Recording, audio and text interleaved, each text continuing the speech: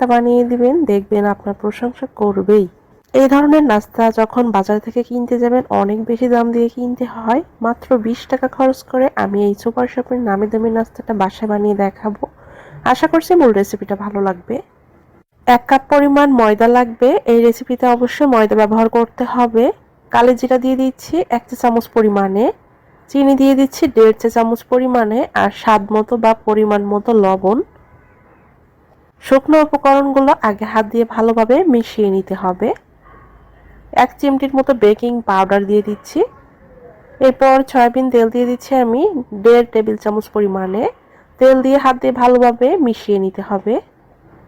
ময়দার সাথে তেল ভালোভাবে মিক্স করা হয়ে গেলে এখানে কুসুম গরম পানি দিয়ে দিচ্ছি। দিয়ে আমি একটা খামির বানিয়ে নিব। আর এই খামিরটা নরমাল রুটি পরোটার যে খামির হয় তার থেকে একটু শক্ত টাইপের হবে। এই খামিরটা যত শক্ত হবে এই নাস্তাটা কিন্তু ততই বেশি ক্রিস্পি হবে। এটাকে রেস্টে রেখে দিব প্রায় 10 মিনিটের মতো। হাতে সময় থাকলে 1 ঘন্টাও রাখতে পারবেন। 10 মিনিট পরে এটা কিন্তু পারফেক্টভাবে সেট হয়ে যাবে। এরপর হাত দিয়ে একটু ভালোভাবে আমি মথে নিব, নিয়ে 2টা ভাগে ভাগ করে নিব।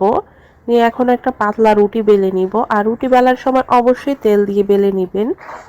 এই নাস্তাটা তেল দিয়ে বানানোর কারণে অনেক বেশি খাস্তা হয়ে থাকে আর খেতেও বেশ ভালো লাগে। 1 কাপ পরিমাণ ময়দা দিয়ে প্রায় 1 কেজির মতো এই নাস্তাটা বানানো যায়। অনেক দিন রেখে সংরক্ষণ করে কিন্তু খাওয়া যায়।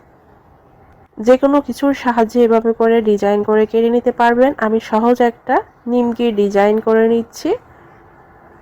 ছোট বড় বা যে কোনো ডিজাইন আপনারা কিন্তু বাসায় বানিয়ে নিতে পারবেন খুব সহজেই। তো সবগুলা বানিয়ে আমি একটা প্লেটে উঠিয়ে নিব। আর এটা যখন প্লেটে উঠাবেন একটার সাথে আরেকটা কিন্তু লেগে যাবে না, কারণ এর গায়ে তেল লেগে আছে, এই জন্য সবগুলো এভাবে করে বানিয়ে নিচ্ছি।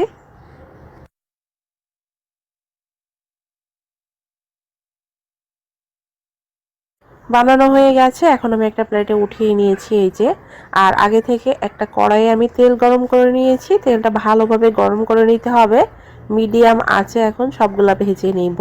আর এভাবে করে সবগুলা দেওয়ার পরে দেখবেন এমনিতে একটা থেকে আরেকটা কিন্তু ছেড়ে যাবে। একটু ঝাঁঝের চামচ দিয়ে এভাবে উল্টে পাল্টে দিলে সবগুলো ফুলে টইটুম্বর হয়ে যাবে। এখন উল্টে পাল্টে আমি ভেজে নিচ্ছি। আর ঠিক এমন কালার চলে আসলে আমি নামিয়ে ফেলবো।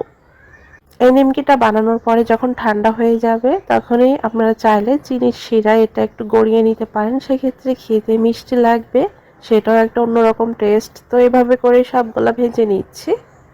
ছোটবেলায় আগে এই ধরনের খাবারগুলো খুবই খেতাম এবং সবসময় এখানে সেখানে পাওয়াই যেত। এখন কিন্তু এই খাবারটা খুব বেশি একটা পাওয়াই যায় না। তো বাসায় আপনারা এভাবে করে বানিয়ে নিতে পারবেন। আশা করছি রেসিপিটা